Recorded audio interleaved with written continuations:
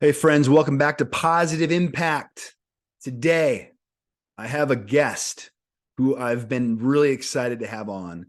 He is Q Williams, and Q is a person in my life who brings an enthusiasm and zest that I cannot wait for you to hear.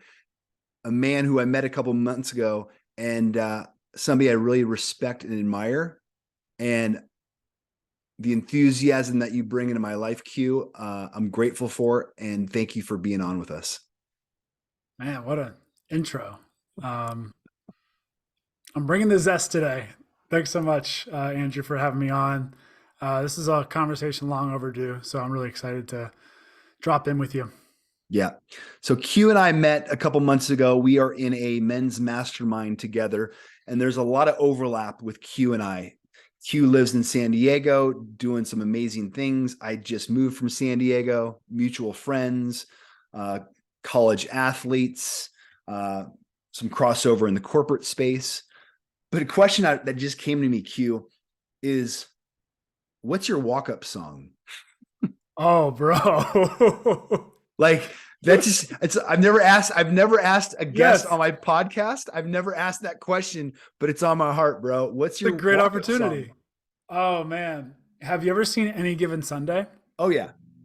So, do you know the scene where I don't know what it is, but there's a scene where like there's this big pass, and the quarterback throws the ball in the air, and the frame just follows the football like for 10 seconds straight, and he catches a touchdown or like whatever it is the winning score, and there's a song that plays there. It's by Kirk Franklin, and it's like this gospel song. This was my walk up song in college. It's like it goes like it's like Book of Revelation, chapter 7, verses 16 and 17. And it's like a mixture of rap and gospel and soul, like all at once, and it just like blasts as this ball goes in the air. So that was my walk up song. It got me pumped. It was also kind of like a little bit of a joke too. Like it was kind of like something to kind of shake the cobwebs off and not take it so seriously, because my podcast is probably going to be called 90% mental because life is 90% mental too, just like baseball. And so whatever I can do to shake it off, and get prepped to step up to the plate, I will do it. So thanks. That's a good question. It's called, that one's called If You've Been Delivered by Kirk Franklin. Okay. I'll put it in the show notes for people listening that if people want to reference, we'll Yeah. provide that. Yeah. It's a good one. What was yours? Can you tell me? Uh Up in here, up in here. Y'all Yeah. gonna make me lose my mind. Up in here, DMX.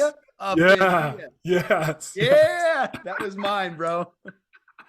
Oh Oh, man. Short tangent. Like every year, I throw a Super Bowl party where instead of like really watching the Super Bowl and being attention to it, we actually make soup and it's a soup off. And I've won one of the 2 years that I've run it. I won my own competition. It's kind of funny, but we always have walk up songs for the soups. Like so, when you come out and explain your soup and like describe it and present it, you have a walk up song, and everyone goes fucking crazy. It's so much fun. Everybody should have a walk up song in their own life too. I agree, man. Life is better with walk-up songs. Like we wake up in the morning, take our cold shower, Yeah. prayer and meditate, make the bed, and then bam, walk-up song. I like that. Hell yeah. I got a few walk up songs right now. I got a playlist. I'll put the music on and you'll find me dancing in here. Like if there was cameras in this place, you'd have a whole YouTube channel, like easy TikTok channel. And for people listening, Q is a handsome son of a bitch. Like he is a good-looking dude. And for those of you who are going to watch the video of our podcast, you will see like he's got it going on. So the ladies in San Diego, whoo. Thank you. Thank All you. right, brother. Receive that. What's alive for you right now? Right now I'm alive to some brotherhood. Yeah. Just connecting with you. Um, I'm alive to the playfulness of life. I'm alive to the growth and the opportunities that are ahead of me. Um, I try not to talk about it too much, but I'm also alive to like how a lot of men are struggling. But I think what's cool about being alive to what I'm alive to right now is that this is the antidote to that, the connection, the brotherhood, the letting it loose, right? Like, my relationship with my brother has drastically changed over the last several years. And one thing he's said before, and I hope he doesn't mind me kind of speaking out of turn on this, but like he would often say to me, like back in the day, he would say, I just want to kind of like let loose with you. You know what I mean? But I didn't know what that meant. You know what I mean? I thought that meant like slinging beers or, like going around town and like, I think what guys really mean about that, including probably my brother, is like, you just want to like be guys, you know what I mean? And connect without all of the facades, all the need to, have to, shoulds. And so, I mean, hell, like I'm present to that right now. That's what I'm having fun with right now. Beautiful. And I should probably share with the audience, like Q, he's a men's coach for current and retired athletes, bringing clarity, brotherhood, and accountability to men's deepest mission after sport. As the creator of the world-class method, Q is a leading authority on male athlete mental wellness. So the reason I wanted to have Q on for everybody listening is, there's this term, and, Q and I are both ex-athletes. Q is a two-sport athlete at Northwestern. And what happens is, I didn't know there was a name for it, Q. And I had a guy, Randy Grimes. He was on my podcast a couple of weeks ago. He played for the Tampa Bay Bucks and then NFL for 10 years. And he wrote a book. And in the book, he calls it transitional trauma. And I never heard that term, transitional trauma. And he references when athletes retire and they finish their sport and then they move into a new chapter or season in their life. But this transitional trauma is what you focus on in your work. And that's why I wanted to have you on, because there's so many men struggling, not knowing how to ask for help. And this term transitional trauma, like, what does that mean to you? And like, for people listening, like, tell us about your work with men and what it encompasses. But first, let's go back further. What inspired you to start doing this work that you're doing? Yeah, it's all connected, as you probably know, right? So the worst example of transitional trauma is a man taking his life after playing football. That's the hallmark example, the concussion example, the Will Smith movie. That movie came out several years after I had really done my research and really studied this topic. I learned about the concussion problem and what men were facing in and out of sports back in 2012. I was in a master's program at Northwestern, and like this thought, this idea, or this like problem just caught hold of me. And that's been my inspiration ever since. Seeing, people like Mike Webster, Junior Seau. Mike Webster's from my hometown. Junior Seau's from here in San Diego. Like these happy people, these like world-class individuals and men turning into shells of themselves after the sport. I just started getting to work on like, how can I be a conduit for change? How can I support this problem? And, it took me a long time, like candidly, but to figure things out, because I was going through my own struggles. As a former athlete, I was trying to figure out my own sense of confidence, my own transitional trauma. What I think also happens in transition beyond sports is not just the head trauma stuff, right? But there's also the transitional trauma of like, oh, I'm actually realizing that sports was a channel for all my frustration, all my sadness, all my anger, all my passion. It was a great conduit for that. And man, having that channel, plugging into that once a day, golden. When you don't have that, a lot of shit comes up that you don't know how to deal with. You don't have a plug to put the energy. So I experienced that. I experienced post-concussion syndrome, all the symptoms that come with that, moodiness, frustration, a lot of confusion for me. And I'm not the only guy that goes through that. Like I'm not trying to tell my story as a sob story, but like it was frustrating and very confusing. And it led me to create solutions and seek out alternatives and ways of approaching this. And I started looking at men's work. So 5 years ago, I went to my first men's retreat, hosted by our good friend Dan Doty, and it's like, wow, blows my mind. Like getting guys in a room together, talking to one another, talking about things that actually matter to them. Wow, this is really cool. And it actually reminds me of my buddy who's in AA. He's been in AA for, at that point, 2 years. And he was telling me about all these conversations he was having in AA. Like, wow, like you're talking about doing a 4-step. He's like, you should do a 5th step, man. I'm like, what the hell's a 5th step? Sounds cool. You know, like, and I'm like, wow, where can I get something like this for me? For people listening, the 5th step in Alcoholics Anonymous is a deep inventory of our personal inventory of fears, resentments, sex, all the things that have happened in our life. It's a written personal inventory that Q is referencing in that 4th and 5th step of Alcoholics Anonymous, the 12-step program. But it's one of the most ancient principal tools ever invented of personal written inventory that they've been doing for thousands of years. So yeah, so as a high performer in sports, like I wanted to be around more high performance tools and high performance men and people, right? And guidance and support, mentorship, whatever, right? I just wanted that environment. And, you know, transitioning, I just didn't find that myself. I couldn't find it for myself in the path that I wanted to go down. So I created it, you know, like, and it wasn't clean. It wasn't simple. It wasn't easy. It was very uncomfortable and frustrating at many times, very dark. And, you know, you're an entrepreneur too, right? There's getting it off the ground is very tough. And it's important to note real quick, Q, it's important for people listening to note the similarities of sports and 12-step programs. And I think, you know, you're spot on with, you know, shining the light of awareness on that with your friend. And I'm glad you brought that up because a lot of people listening are sober, curious, in recovery, have something external that they're using to numb out as a way to cope with life.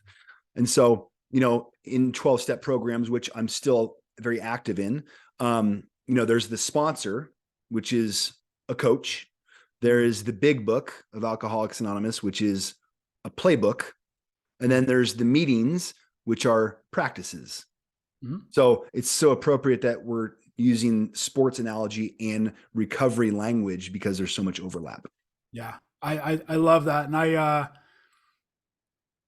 what a good framework for our conversation. And it speaks so much to all the work that I do as well. Like in my athlete work, I talk about developing and creating a playbook for your life beyond sports. You have to create your own. There is no playbook. There is no coach beyond sports. You have to go seek one out, or you have to be that for yourself. You have to be your own coach. You have to set your own records, right? And it is a confusing time for a lot of people because they're not handed a playbook. Unless, you know, if you're lucky and you land in a corporate gig that you really love and you find mentorship there, and you some people have that and they love it. Most guys I talk to though, like, they don't love that, right? That they actually want more freedom. They want more agency, and that they want to live a life that's more authentic to them. So a big part of the work is actually coming back to the authenticity, which is what you and I talk about a lot. You can't know where you want to go unless you're actually being authentic with yourself and really taking down the mask. In my book, it's once a week, you know, or once in a while to really uncover who the hell you are, what you really want, and where we're really going, and how to actually get there. So, you know, yeah, you're spot on, and like providing a framework for how to think about that. It's golden. You know what I mean? I wish I would have had that coming out of sports. You know, this is a long-winded answer to your original question of like, how's all this connected? But it's connected in the way that, you know, now that I've supported so many athletes, and I'm talking to the WTA and the ATP this week. I'm really excited to work with some high caliber pro athletes and like expand that work. I'm working with Yale football right now. I'm fucking elated by that. And it's so much fun. And like, they're taking it in so well. What I'm learning right now is like, people are really craving this. The emotional work, the undercarriage kind of work, you know, the stuff that we don't talk about, that's more taboo. This stuff is like so potent right now, and it's not just athletes that want it. Yeah. What's great is that most athletes right now are talking about it. You have, you know, athletes Dak Prescott. I almost said Dak Shepard, Dak Prescott. Jack Shepard's in recovery. That's yeah, some. There yep, you go. yep, yep. It's appropriate. Exactly. And so you hear of all these stories of guys like taking on their life in a new way, like really confronting their ego, confronting their shadows, and talking about it openly. And what I love about sports is that it's a great platform for guys to really make real change. And so when you hear someone like that you really look up to, mentally, physically, emotionally, share openly, like what a freaking like superpower that is to make an impact with other men. So the reason I say that is because I'm seeing that same trend in men in general. You're from San Diego, like being here, it feels like every conversation I have at a coffee shop, or sometimes it's at a bar. I don't really drink much, but like wherever I'm at, and I talk about what I do, they ask me, and I tell them, their ears perk up. They're like, "Oh, interesting. Can I get your card?" And I'm like, "I don't have a card. Go to mensmeetup.com." That's what I tell them now. Mensmeetup.com. We'll put that in the show notes as well. So for people listening. Yeah. Q, you say there's athletes are lacking. And I think we both agree men in general are lacking in three things. And you said purpose, fulfillment, and connection. Yeah, it's a good good summary. I think in both of our experiences, I agree with that. I think men now more than ever are craving that connection, especially after being cooped up for the last 2.5 years with COVID and this real epidemic of isolation, which I know you talk about very candidly and appropriately on your social media, on your Instagram, which is awesome for people listening. I'll also put your Instagram handle for people that they can start following you, but that disconnection. And in recovery language, we say disconnection equals addiction and recovery equals connection. Yeah. And that's how important this idea of connection is. And I know with your work and our work, your men's group that I want to talk about, the amazing work that you're doing in San Diego, your men's meetup.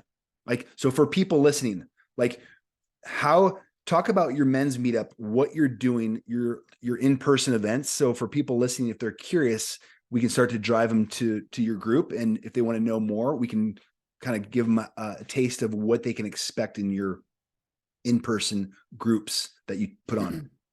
Yeah, I like to keep it really simple for guys. That's why I call it men's meetup. Like it's nothing too crazy, right? Like I'm not gonna I don't know. Like I think some guys there's a stigma around this topic, right? And so I think what I love about men's meetup and what we do in these workshops is it's very approachable. You're gonna get three things. You're gonna challenge yourself. You're gonna step outside your comfort zone and challenge yourself in some way, right? You're gonna see things in a new light. You're gonna see a new perspective. Second of all, you're going to really connect with a really empowered brotherhood, like a community of guys. And then lastly, you're probably going to learn something, right? Like I'm trying to give some tools or perspectives that might shift things for you. You're definitely going to get uncomfortable though. And I mean uncomfortable in a way of like, I'm going to show up and I'm going to be asked to do something that feels stretchy for me, right? Maybe something stretchy to share, maybe something stretchy to do. But the element of like challenge, men love challenge. Men love the opportunity to stretch outside their comfort zone, see how far they can push it, and do it with guys that are also in agreement that we're here to challenge ourselves and better ourselves. And so when you have those two components mixed together, like it's magic. And most of what I'm doing is like facilitating a really powerful just experience for you. Mm-hmm. I'm not here to lecture to you. I'm not here to like mansplain something to you or show you how to man. Every man is really out here, just trying to learn new tools, learn new perspectives, and figure out what being a man means to them. It's usually a balance of both kind of our yin and our yang, like our masculine and our feminine nature. So it's really all about both. So men's meetup is an opportunity once a month right now to drop in for 2 hours with me and a group of guys. We've had like as many as 50 guys sign up for these events. Like it's been growing really, really big. So That's men's meetup. We're also doing some immersions. So I have my first immersion coming up. We'll probably do those bi-monthly because they're important. If you want to take the work a little bit deeper, you go to an immersion or you join a men's group that I also lead online. So men's meetup is just the start. It's just a way to kind of peek in and dip your toes into this idea of men's work, this idea of community and brotherhood and self-growth. And for people listening, for people who hold space for men, and a lot of women are facilitating men's work as well. So my favorite question as an icebreaker to get men to really get more vulnerable and honest and take off the mask of masculinity is this simple statement. If you really knew me, you would know that, and you finish that sentence. That is hands down the most powerful icebreaker question to incorporate into any men's work for people listening.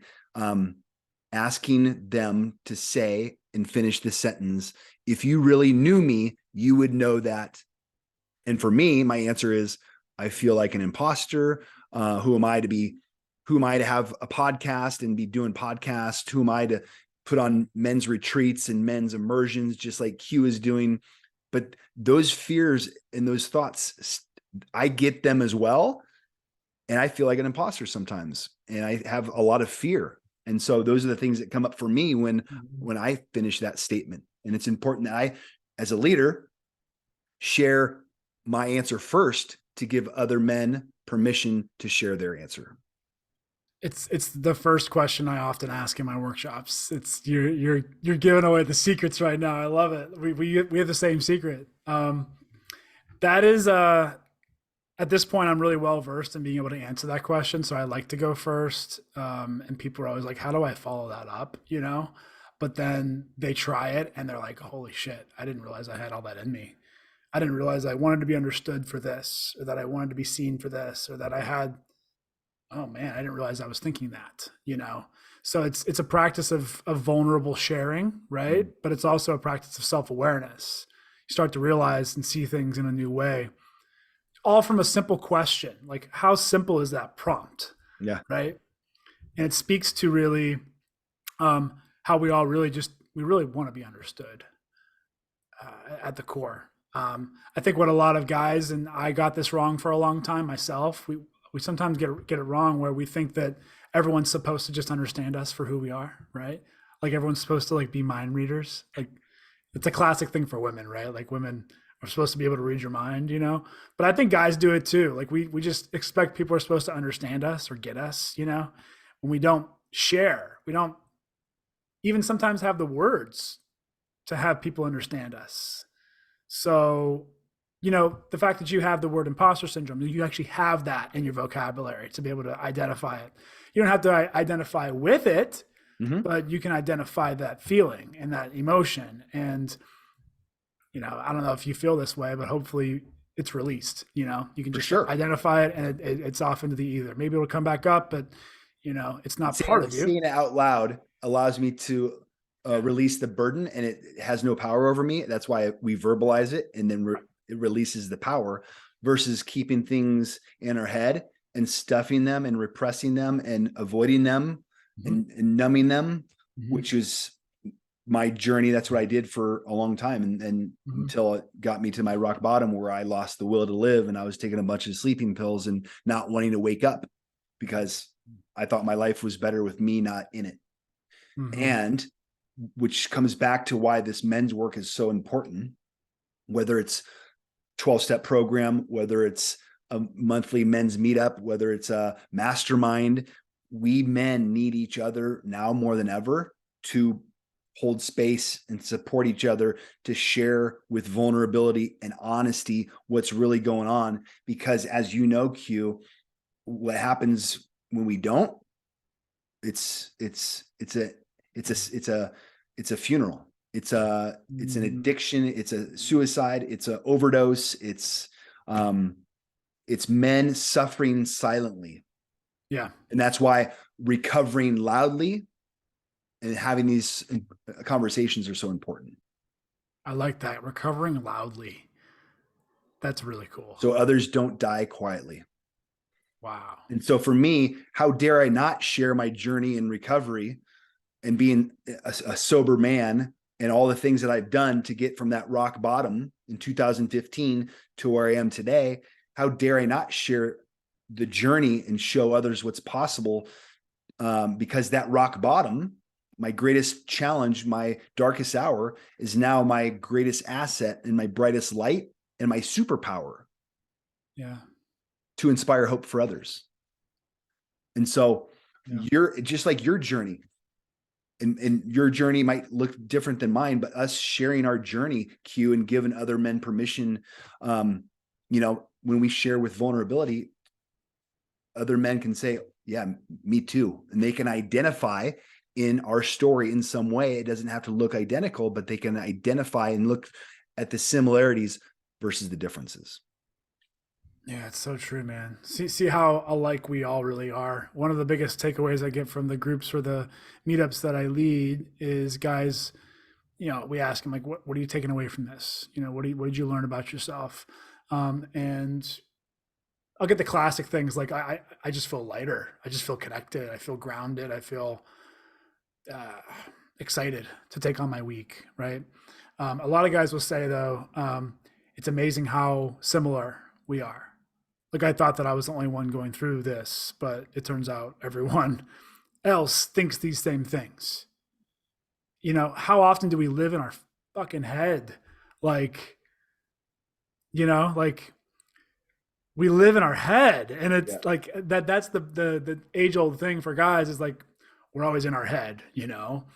Classic I got example. to share something real quick because Hugh and I were on a very intimate Zoom call 2 weeks ago with in our mastermind, and there was just a few men on the call, and I shared very openly about something I'm going through, about how challenging it is for me, living with my girlfriend, and I haven't lived with a woman in a long time, and sharing with Q and a couple other men who I am close with, sharing openly about how hard it is to live with a woman, and it's been one of the greatest challenges of anything in my life.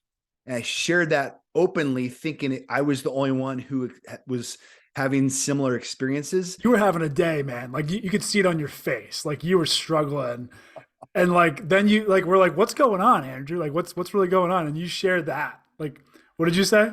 I said, Like, it's freaking hard living with a woman. It's the hardest thing I've ever done. And here's why it felt so good after I shared it, because the men who were on that call, who I respect and admire, could relate. And they then shared vulnerably and honestly with me, that said, they shared with me, yeah, I get it. I can relate. Me too. And hearing men say those words, yeah, me too, it felt so good that, holy shit, I'm not alone. yeah, And here I am teaching this work for a living, and I got to share that. And I'm in this work, like I'm in this work, Q's in this work just as much as anybody. And I got to share that in a safe setting, in a safe container, and the impact that had for men who were holding space for me to share that, and then yeah, get mirrored back to me, that they could relate, that I wasn't the only one, and that seeing the similarities and sharing those shared experiences. yeah. That's why this work is so important. And I'm in the work just as much as anybody for people listening. Yeah. And so you're not alone. Oh, yeah. Yeah. It's so true, man. My favorite part of that was like when you said that and then you kind of like you got it out and then like you pause for a second. You're like, um, it's just really hard living with someone else, and you got it out. And you're like, everyone's just like looking at you like, yeah, like everyone just starts cracking up. Like we're laughing at how monotonous that was to say. Like, Oh. no shit, like no Mm. shit, right? But we forget that when we're in our own heads. We And forget these things. and like I didn't grow up. I was not modeled that cue by nobody ever sat me down and said, hey, living with a woman, when you get married or when you get into a relationship with a woman, you move in together, there's going to be challenges and it's going to be hard. And I never had that talk.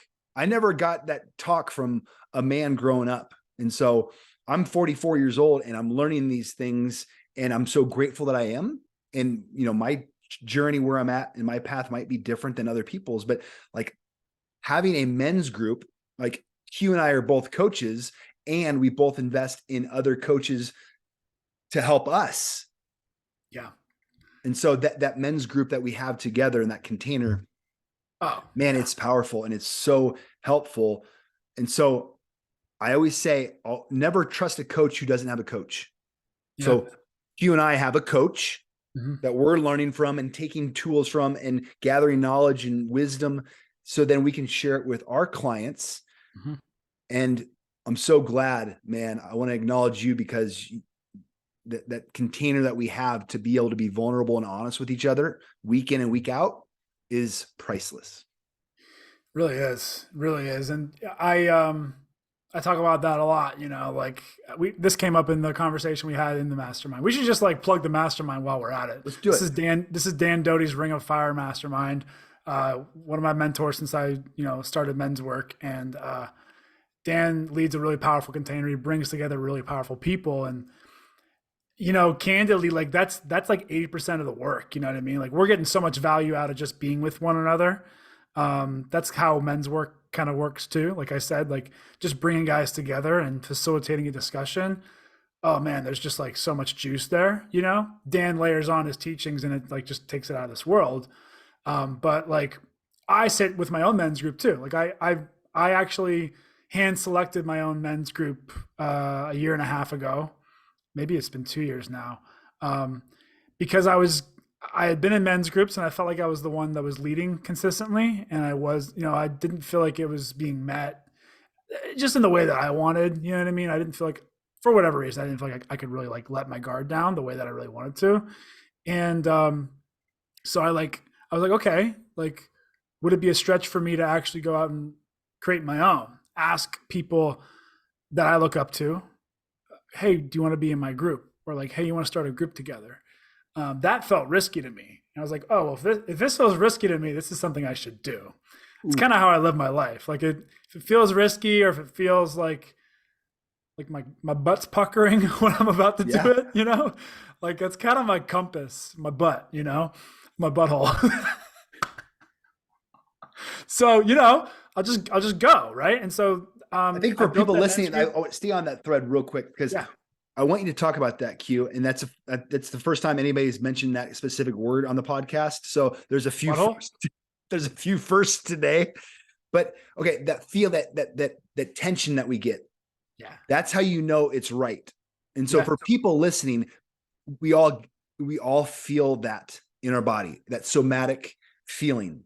And it's so important that you're talking about it, Q, because that's how what I'm hearing you say is that's how that's your next right indicated step, because you feel that.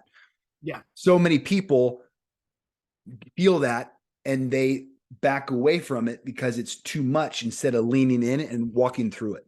Mm-hmm. Yeah. So, And you have to know your own body and your own nervous system to know what is a stretch for you.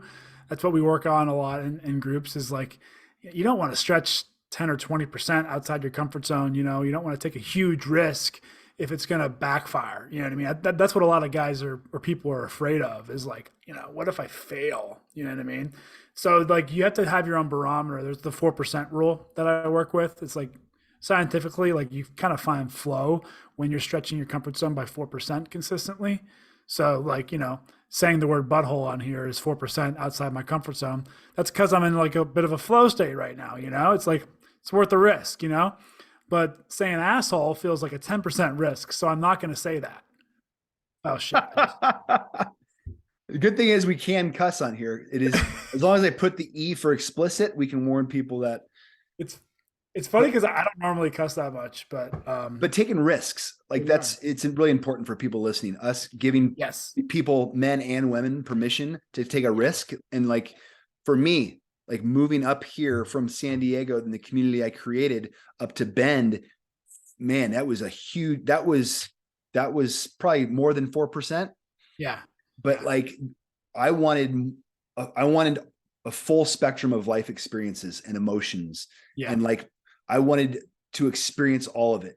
And I found myself And the reason I wanted to have you on is because your enthusiasm and your zest, which I love, and that's me as well. I felt myself, Q, losing that zest, and I knew I needed to take an action, a different action, to get a new result, because what got me to where it was won't get me to the next level and the next iteration of myself, and I'm aware of that. And so true. What action did you take? Because there were a few things that were present when we last talked, at least. Like, it was taking action on the business stuff, right? It was like feeling stagnant in that. Yep. Like, you know, it's because living in San Diego, and I'm glad we're talking about this, the in-person classes and workshops that I was putting on in the community, with breath work and yoga, the recovery community. I had these different pockets of different communities that I had built up for, the last 5 or 6 years. And, but I just I lost the enthusiasm. Like, I was just doing the same things, and I knew this spirit was calling me to play on a larger scale. I knew I was playing small. Yeah. And so moving up to Bend to create experiences in nature, outdoors, away from city life, I knew I needed to immerse myself in a place where I could create a new community, and then create retreats and immersions, multi-day events, to bring people out into nature to connect with each other for more adventure and more brotherhood. I knew it was in a different area of where I was living.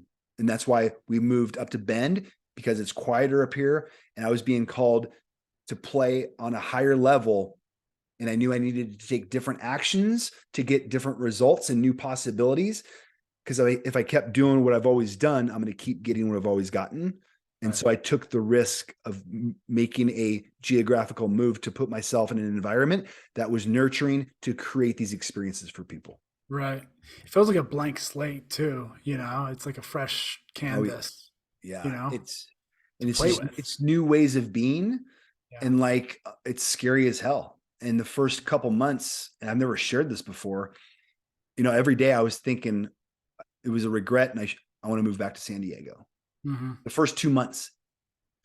And I thought my girlfriend and I were going to break up, and we're finally now, 3.5, almost 3.5 months in, that there's a flow state, and there's a rhythm, and I am putting myself in different environments to create that flow state, because my flow state in San Diego looked a lot different than my flow state here. And getting to figure out how to get into that flow state, and what actions encouraged or allowed me to get into that flow state. Like, for example, 2.5 or 3 mile walks in nature every day is part of how I get in my flow state now. Mm-hmm. And I see deer and quail and geese and ducks, and it's a lot different, the things I'm doing now. And it's really remarkable. And so it's different than it used to be. Yeah. And it feels good. And the experiences over the last 3 months are priceless, because that's what I wanted. Like, I wanted to learn how to be cohabitating with my girlfriend, because what came up is my very selfish tendencies. The light of awareness was shined on my selfish ways, and I get to work through that, learn how to communicate with her, asking for what I want and need, because we're living together and we're spending so much time together. I need to behave or act in new ways to create new possibilities just in our relationship together. Mm-hmm. Yeah. Yeah. It's one thing I love about relationship is that it requires us to look at certain parts of ourselves, right? And that's what's really cool about being in community and being out in the world. Like, I was just talking to someone that you and I both know, spent like a couple years, like basically in captivity, you know what I mean? And seeing how that impacts the psyche, how that impacts our personality and who we are. And we live in our head when we're by ourselves, but when we're out with other people, when we're experiencing nature, when we're experiencing others, right? When we're living, cohabitating, poof, it's like everything's under a pressure cooker. You know, you're seeing new parts of yourself, you're seeing new sides of yourself, you're seeing new perspectives. I don't know, man. Like it's, I guess it is pretty simple. Like we're social beings, you know, we need to go in our cave sometimes. Like I got a cave here. I got my own place, but I get energy from being out in the world and leading these things. And Mm, oh man, it's, it's so much fun, right?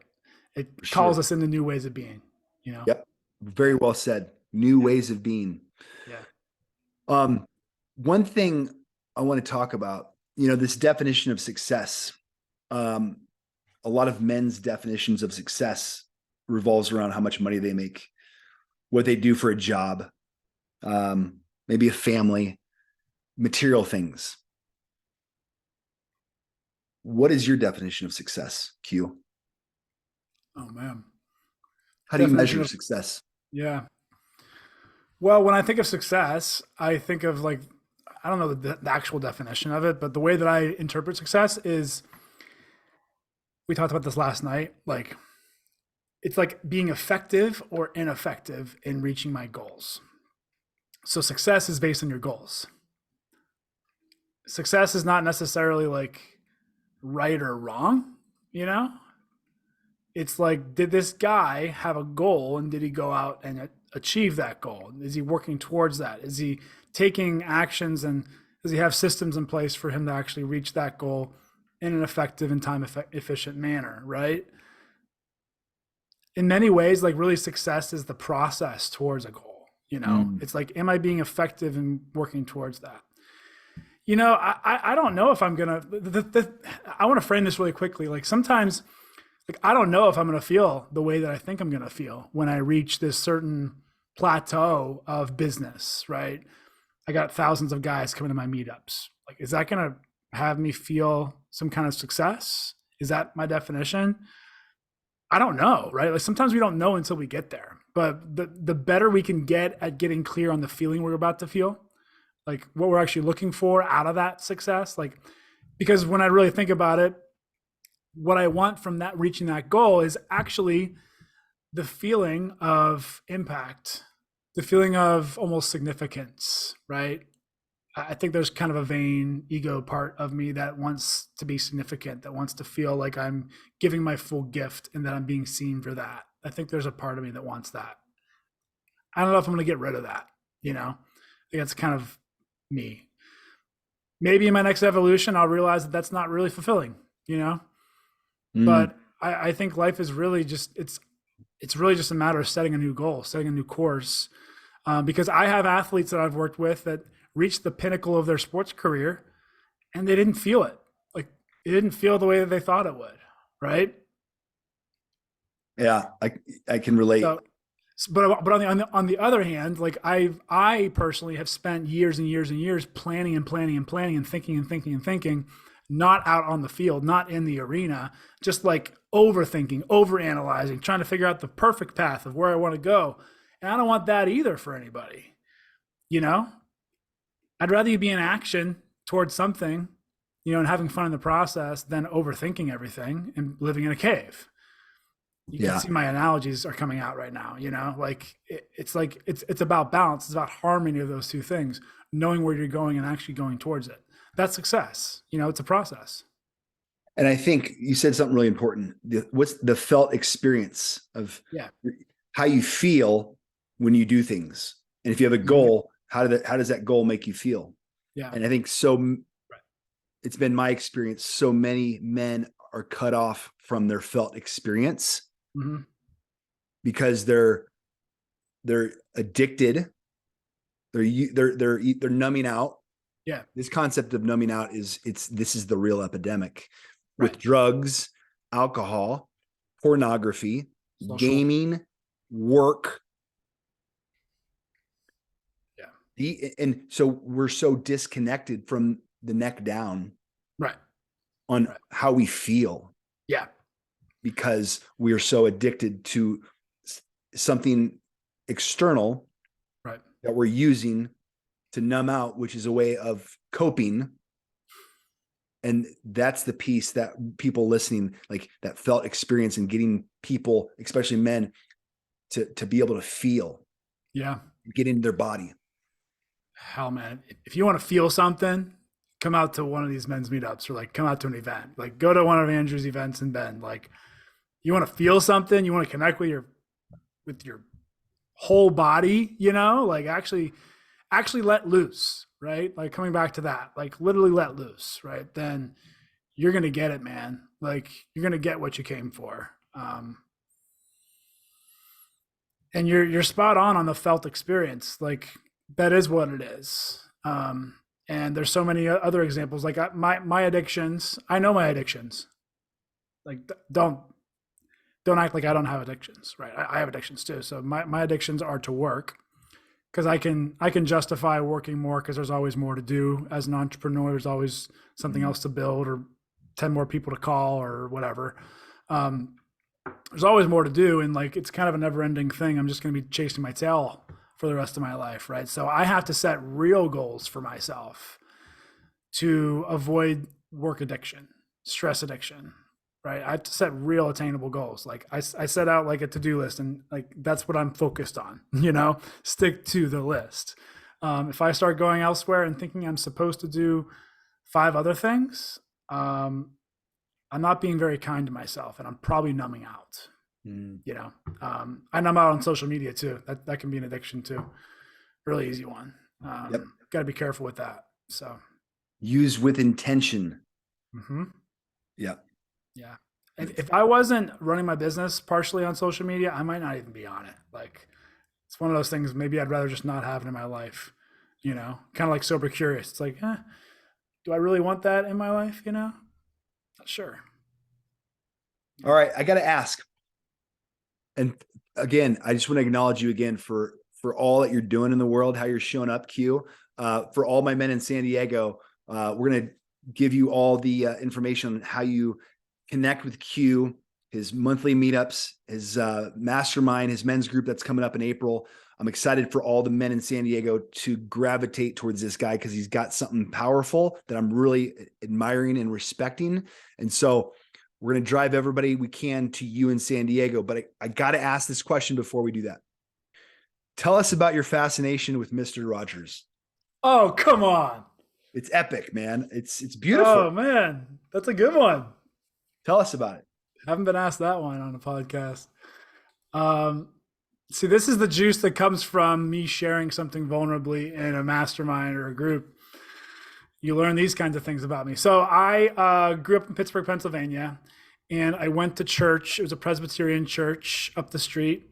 And it just so happens that Mr. Rogers went to my church. I lived in Mr. Rogers' neighborhood. I went to school and church. Literally. Yeah. The first person I've ever met who has shared that information that has literally lived in Mr. Rogers' neighborhood. Yeah. Not figuratively. Yeah. Literally. This is a first, folks. You heard it here on Positive Impact with Q Williams.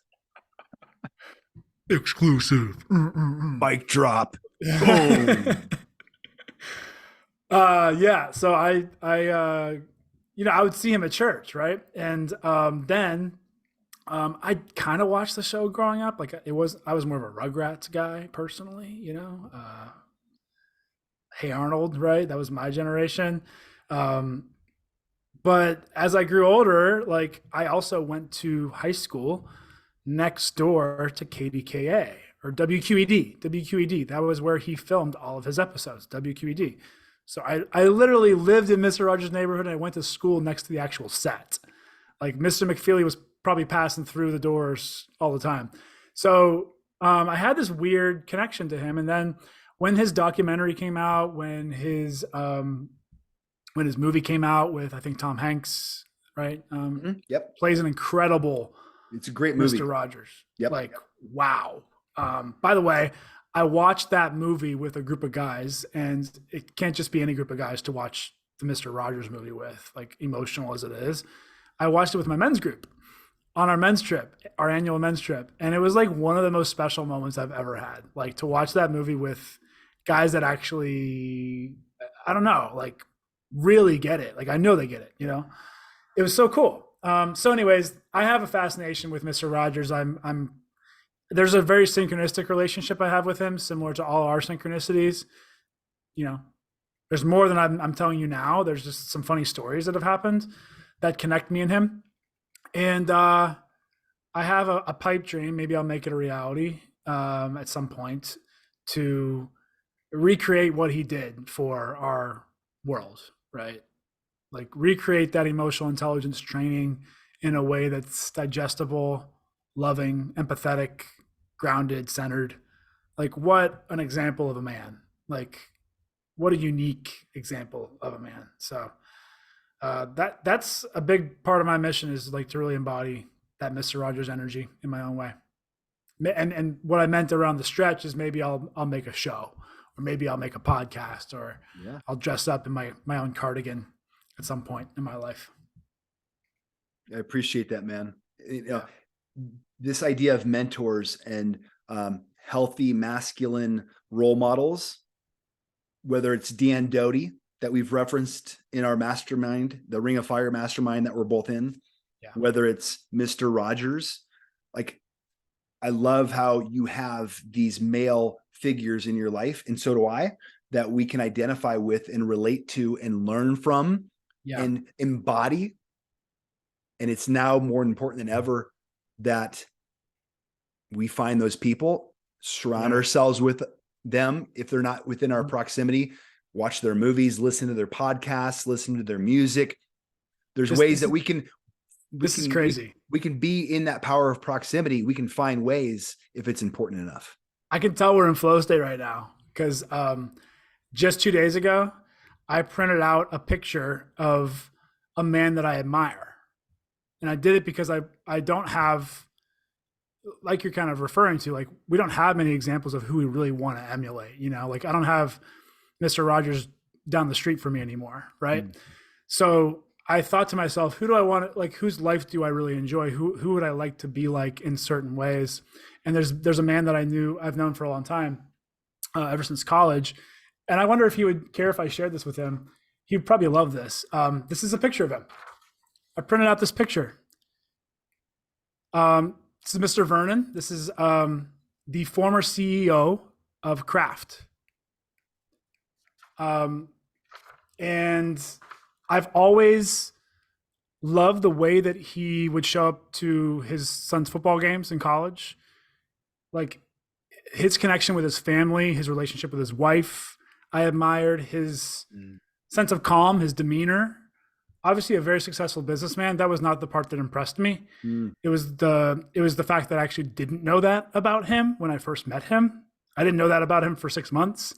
Right. Like, but, you know, he's not a perfect person, but like, what a cool example. And so I now have this picture to remind me of the kind of person that I really want to be. And Mr. Rogers is probably going to get a spot on my desk here soon, but you know, I think that this is literally a way for me to remind myself of who I'm trying to become, who I'm living into and stretching into on a daily basis. I love that. Yeah. And for my coaching clients, I call that an anchor. It's something in our physical environment of something important to us that moves us closer to that which we want more of, that physical proximity. So whether it's a picture, a song, a fragrance, something important that we want to create a deeper connection with, but especially for mentors, whether, you know, for me, it's been Dan Doty, you know, his family, his, you know, how he shows up as a father, the things he's doing out for men in nature, for adventures. Like he's a man in my life who has really had a positive impact. And I'm glad we're talking about this subject. So for Mr. Vernon, Mr. Rogers, Dan Doty, it's so important for people listening. And I speaking for both Q and myself, that's what we're creating in our own men's groups to be that mentor for other men. Yeah. And that's what I know you're doing and I'm doing to embody that and be that change and be that strong, healthy, masculine influence for other men, because we need it now more than ever. We do. We do. That So, last point, we could have a whole podcast episode on yep. why we need it so bad. Yeah. But how we show it up, doing the work, Q's doing the work, I'm doing the work with our own coach and our own mastermind, and then holding containers in our own masterminds for other men to be a part of, helping those coaching clients. And it's the ripple effect, man. It's the ripple effect, and it's the passing on of tribal knowledge and wisdom, surrounding ourselves with elders. Yeah. And that the rites of passage of that's needed now more than ever. And you're doing it, man. You're doing it every month. I want to acknowledge you one more time. I love you, brother. I love the work that you're doing. I'm grateful to be on this journey together. And one more time for people listening, where do they go to find you and to be a part of what you're doing? The easiest place is mensmeetup.com. It's a website, mensmeetup.com. Second best is my Instagram. I share a bunch of videos, a bunch of tools and resources for, I like to say I'm shaking up what it means to man up. And that's Q Williams _ for the Instagram handle. And I'll put that in the show notes. _ two underscores. Two underscores. Yeah. Q Williams _ Yeah. Men's one day I'm going to buy out meetup.com. the regular Q Williams. One day. Okay, man. Thanks for what you're doing. It's important work, and appreciate you acknowledging you. Thanks for doing this. Thanks, Andrew. I want to say the last thing I should mention is I also run some programming for athletes. So if there's athletes out there that are listening to this, I run 2 programs. One's for men and one's a co-ed program for competing athletes. So there's tons of resources on both my Instagram and my website for athletes to really hone in and identify your passion, your purpose, your path beyond sports. So if the men's content lands, then the athlete content will land too. So just want to share that as well. Thanks, Andrew. Cool, man. Great job. We'll do it again. Let's do it. All right, man. See you next week, everybody.